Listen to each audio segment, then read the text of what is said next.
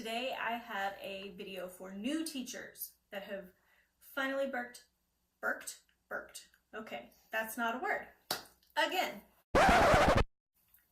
Hello, it's Teacher Mary. Today I have a video all about first class fears. So if you are a new teacher and you have finally booked your first class, then you probably have like all these questions running around in your head and you're just like, oh no, what if this happens? What if this happens? What do I do? So hopefully we will answer most of those questions today. So let's just get started. All right, so first question you might be wondering is, what do I do if there are IT issues? If they have issues, if I have issues, like what do I do? If your student is having IT issues, like if you can't see them, if you can't hear them, if they're like scrambled or they're cutting in and out, you want to hit Contact Firemen and then select your issue. You can select more than one. So if there's more than one issue, just select all that you need, hit Contact Firemen. And then what I do is I go in the chat box and I say firemen and then tell them what the issue is. So firemen, my student's audio is cutting in and out and it's not clear. I cannot hear them. You want to try to be very clear with what you're saying, but you also want to make sure that you give them a good understanding of what the issue is. And I always start a message that's to the firemen with firemen, blah, blah, blah, blah, blah, blah, blah, blah. I just feel like that catches their attention better. And anytime they respond, I'll always say, thank you, firemen, or okay, firemen, so that they know that like I'm paying attention here. So please continue to communicate with me. If it's a situation where you can keep teaching through it, I do. So if we're trying to get the audio and it's like kind of working, so I can like kind of keep going, I keep going. If it's a situation where like I can't see them at all or hear them at all, or you know, like they're frozen or something, then I just kind of sit there and I keep looking over to see what the fireman's doing, but there's not really anything I can do. I do stay in front of the camera. I leave my camera on, leave your camera on, stay there, pay attention to the chat box. If you are having IT issues, say your student can't hear you or can't see you, contact the fireman in the same way. Your student probably will too.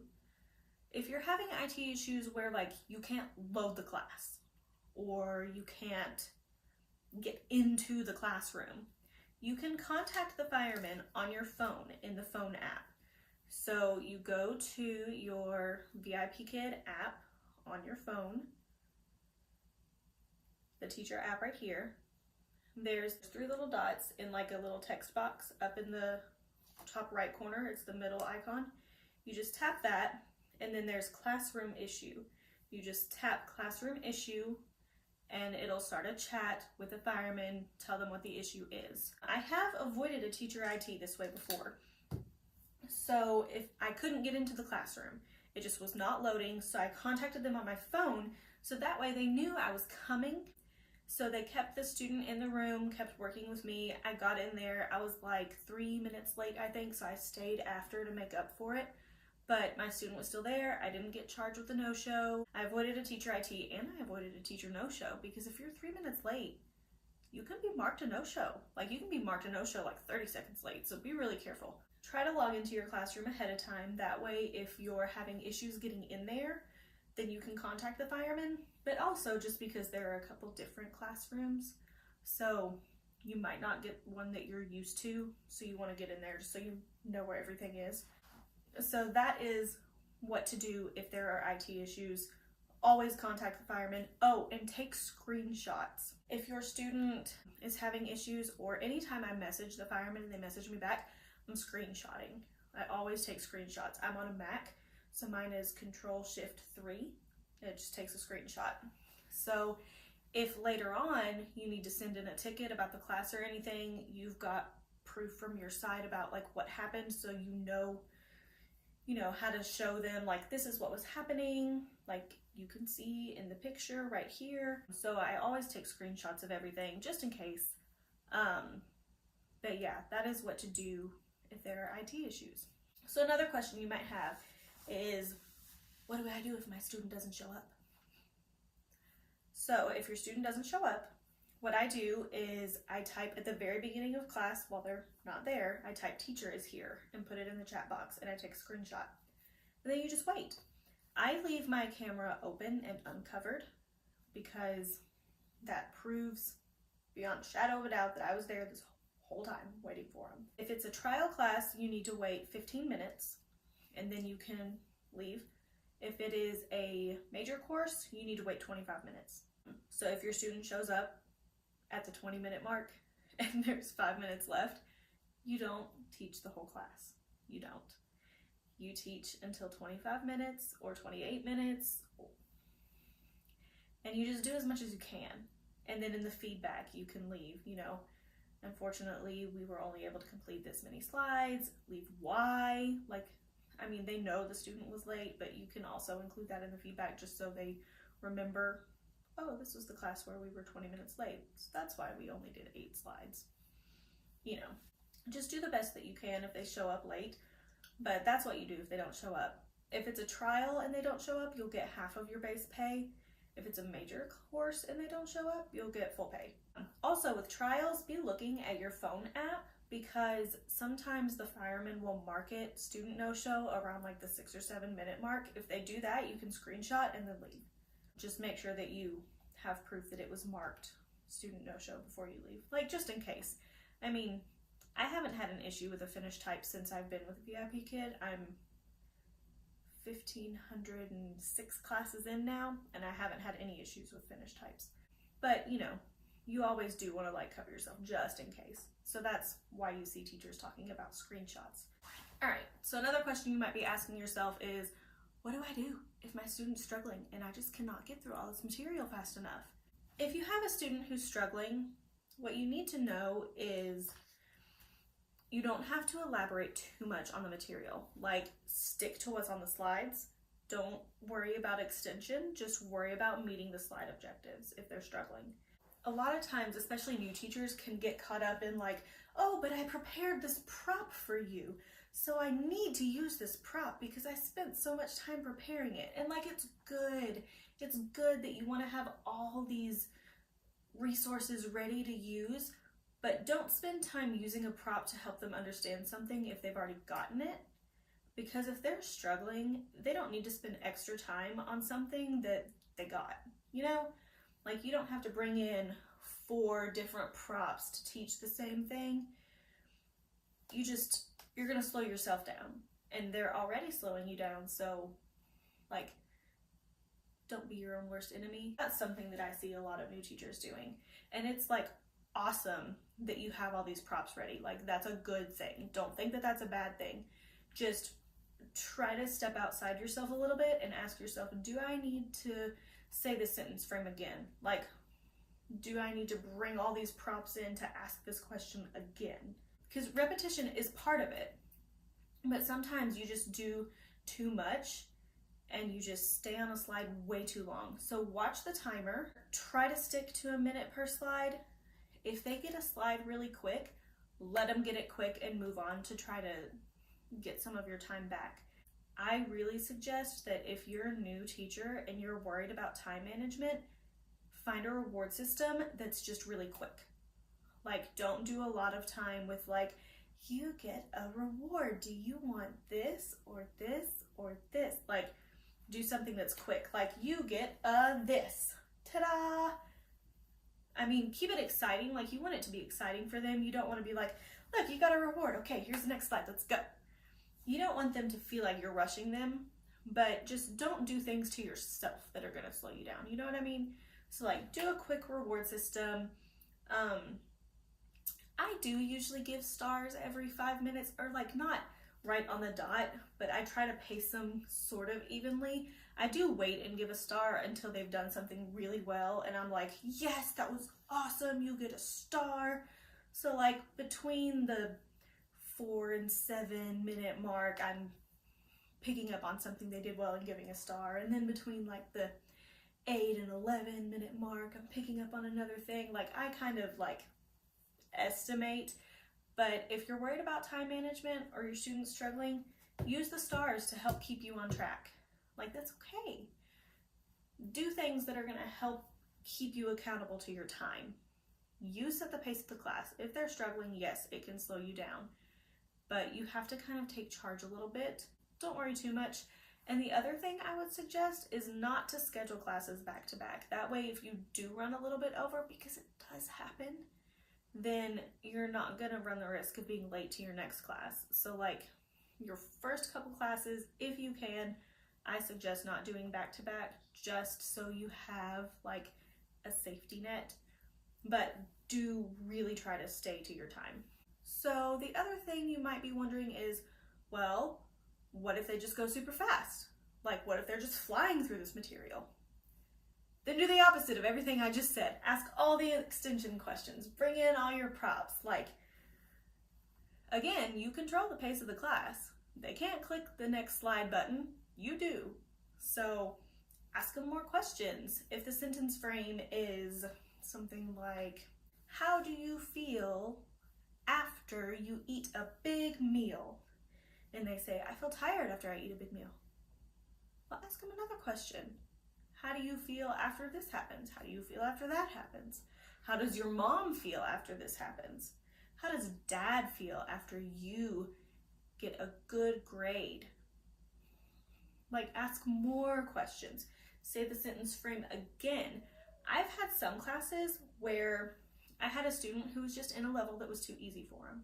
It just was. And I could throw any related questions I wanted at him and he was just gonna answer super fast. So what I did was I put on my sunglasses and we took the sentence frames and we wrapped them as fast as we could. And he loved it. Like, you can just find creative ways to extend. Focus more on pronunciation. Try to build speed. Focus on comprehension. Like, there are so many different aspects to learning a new language. It's not just repeat this sentence. You know, check their comprehension, check their pronunciation, really get detailed with their pronunciation.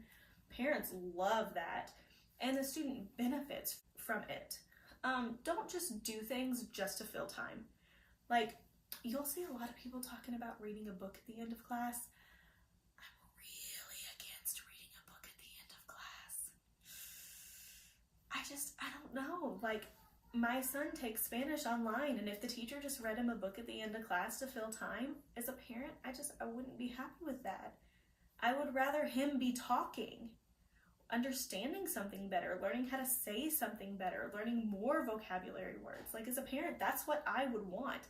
I wouldn't want him to just listen to her read a story. So do all the extension, bring in the props, laugh, have fun, correct things, and just do things that you know are going to be beneficial to their English. Don't just do something just to fill time. Like, some teachers play tic-tac-toe or stuff like that. I do that if it's past 25 minutes and we've already finished the lesson and my student wants to play a game of tic-tac-toe. Yeah, I'll play a game of tic-tac-toe. We've finished the amount of time I'm supposed to be teaching you, and we've met all the objectives and hopefully exceeded some of them. So yeah, I'll play a game then, but I'm not going to use that to try to like fill time. You know what I mean? Like, there's a line and parents can leave you feedback. So you want to teach for 25 minutes. Teach. All right. So another question you might have once you've booked your first class and you're going through the slides, you might see something and see a sentence frame with a blank and be like, what's the answer? What's the word? What is this thing called? Or you might just not know what they've already learned. So this is where groups come in really handy. Like, of course, always check the tips. See if the tips kind of tell you, like, review this or introduce this. That kind of language can kind of help clue you in on, have they learned this before? Because there is a lot of repetition in lessons just to really help them retain the knowledge. But sometimes, like, there will be a blank and it just won't be in the tips, and you'll be like today in the newbie group that I'm in, somebody posted a picture and they were like, is this a scooter or a moped? It's a scooter. And they learned scooter in several lessons before this one, but it just wasn't in the tips. So that's where a group can really come in handy. Like, you can post a screenshot in one of the Facebook groups and just ask. Just ask. and teachers will help you.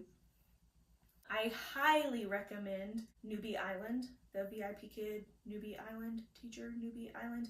I don't know, it's Lauren's group. Lauren is amazing, the group is amazing. It's my favorite group on Facebook, highly recommend. But that's one of the places where you could ask those questions. So if you have a specific question about the lesson you're about to teach, post it in a Facebook group, you will receive help. So the last question that I feel like we all ask ourselves when we get booked for our first class is, what if they don't like me? What if I don't do a good job? So for this, just trust yourself. You've gone through the training, you've done your mock classes, you've passed your mock classes. They wouldn't let you teach if you weren't ready. Like, you're ready to do this, you can do this, it's fine. And honestly, teaching a student is so much less awkward than teaching an adult pretending to be a student. Like, it's much easier, it's much less stress, like, you're gonna be fine. It's fine. And plus, there was a thread, either in the Facebook group or on the Hutong, about going back and watching your first class. When you sign your second contract, go back and watch your first class, and you're just gonna be like, whoa. That's how I was. Like, I watched the first 5 minutes and I was just like, oh my goodness. Ah. I think I finished watching the whole thing, but man, it was super cringy. Not to say that you're not going to do a good job, but just you're new. It's something new. And 6 months from now, it's going to feel completely old hat. Like, you're not even going to think a thing about getting a new class booked, except, yay, look, another one. Like, you're not going to be worried at all. You're not going to be scared. You're going to be fine. But this is a new thing, and you got to do it to get used to it. And don't worry if they, if a few days go by and you don't have a 5-apple feedback, like, where are my apples? Not every parent leaves feedback. You're going to be fine. Not every student likes every teacher, just like not every person on the earth likes every other person on the earth. But they are going to respect you because you're a teacher. They're not just going to be like, teacher, you stink. I don't like you. That's not going to happen. It's just not. These kids, vast majority, love these classes, love VIPKid, love the teachers. I think I've had in over 1,500 classes, I've had one student, I've had 3 classes with her, who just didn't seem to like anything about it at all. One. And let's just see how many students I've taught so that I can put this into perspective for you, because I really want you to understand how small the percentage is here. I have taught 659 students, and I've had one that was just one. Is there a possibility that your student's not gonna like you? Yes, there's a 1 in 659 possibility. Just don't worry. You're gonna do fine. You're amazing, your class will be amazing, you deserve 5 apples, and I hope you get them. But you might not, because not every parent leaves feedback. Just saying. I hope this was helpful for you. I hope I answered most of the questions that you have if you're about to teach your first class. And if you are, then congratulations, that's so exciting. Your first class is it's so exciting. So I'm very happy for you. I hope you get many, many more. And I will see you next time. Goodbye.